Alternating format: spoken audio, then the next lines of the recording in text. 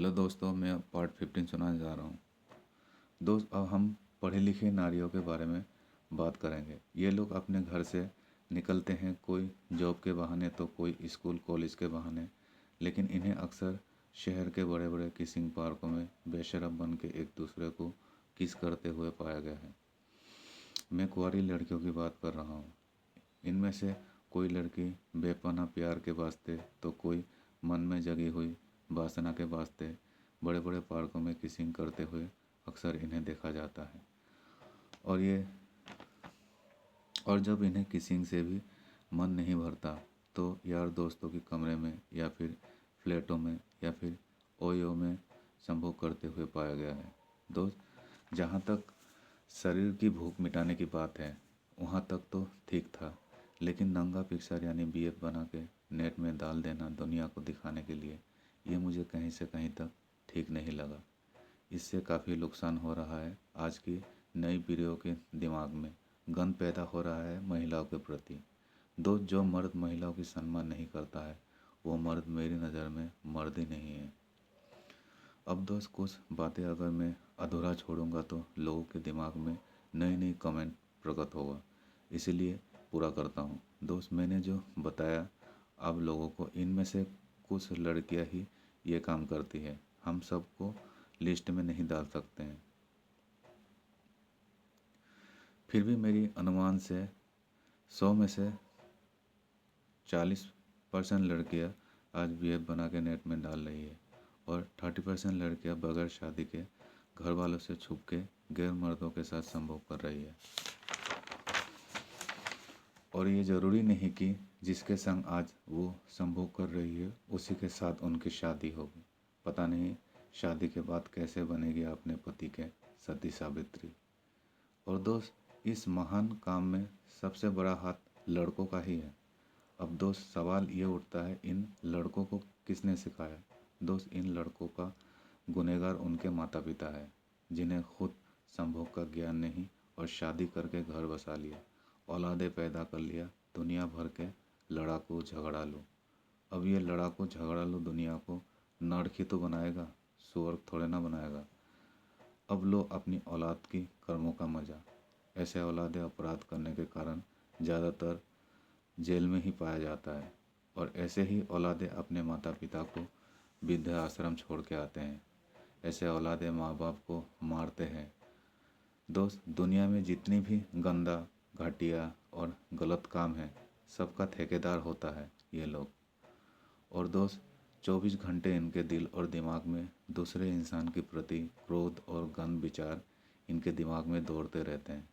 ये लोग हद से ज़्यादा स्वार्थी होते हैं। ये लोग अपने स्वार्थ के लिए किसी का जान भी ले सकते हैं।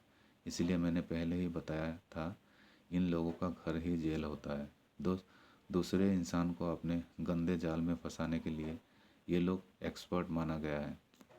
और दोस्त, ऐसे लोगों की शादी हो भी जाए बहुत जल्दी टूट जाता है, क्योंकि ऐसे लोगों की मासूम चेहरा ही इनके अंदर की गंदगी को छुपाता है, जिसके कारण उनके जीवन साथी को पहले पता नहीं होता है। और जब 2 4 6 महीना जब साथ रहते हैं तो उनके अंदर छुपी हुई सारे गंदगी सामने आता है। तब उन्हें अपने ऊपर पछतावा होता है। तब दिन रात ये सोचती है अब मैं क्या करूं। और कुछ ही दिन बाद तलाक। दोस्त, हिंदू हो या मुसलमान, सिख हो या ईसाई, किसी भी धर्म में ये तलाक शब्द को तो आने ही नहीं देना चाहिए था। बजाय ये ढूंढने की कोशिश करना चाहिए था इंसान को, ये लड़ाकू झगड़ालू इंसान क्यों और कैसे पैदा हुआ।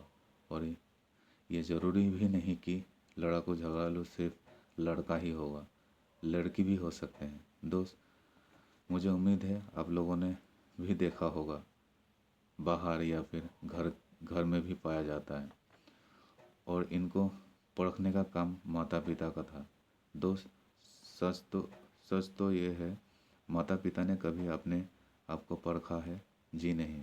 क्योंकि दोस्त, दूसरों की कहानी लिखना, एक एक चीज़ को दिखाना कि वो ऐसा था, वो ऐसा ऐसा है, लेकिन अपने आप के बारे में लिखना बिल्कुल ही मुश्किल हो जाता है।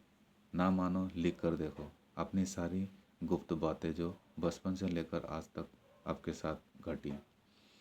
अब दोस्त सवाल ये उठते हैं, क्या आप अच्छे हो?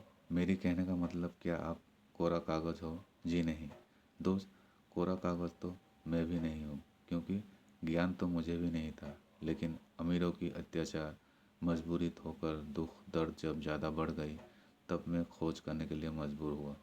और जब खोज किया तब पाया सत्य ज्ञान। और दोस्त, सत्य ज्ञान पाते ही सबसे पहले मैंने अपने सारे गलत आदतें त्याग दिया। लेकिन फिर भी कुछ बातें ऐसा रह गया है जो मैं सिर्फ अपने जीवन साथी से ही शेयर कर सकता हूँ। मेरे हिसाब से दोस्त, पूरे संसार में कोई भी मनुष्य कोरा कागज़ नहीं है। और अगर है भी तो क्या उखाड़ा दुनिया में। दुनिया तो आज डूबने वाली है सत्य ज्ञान के अभाव में। दोस्त, मैंने अपनी सारे गलत आदतों को त्याग कर ये कह सकता हूँ, मैं कोरा कागज़ हूँ, लेकिन पूरा नहीं हूँ, क्योंकि मेरे जीवन साथी से अभी मुलाकात नहीं हुआ। जिस दिन मुलाकात हो गया उसी दिन से ही मैं पूरा कोरा कागज़ बन जाऊंगा। लेकिन आप लोगों के पास तो जीवन साथी है, लेकिन आप लोग गलत आदतों से बाज नहीं आओगे। जिस दिन ये अधूरा मिशन पूरा करोगे उसी दिन किसी को भी कलयुग कलयुग कहने की ज़रूरत नहीं पड़ेगा। Part 15 complete, part 16 next part में। Thank you. शेयर ज़रूर करना।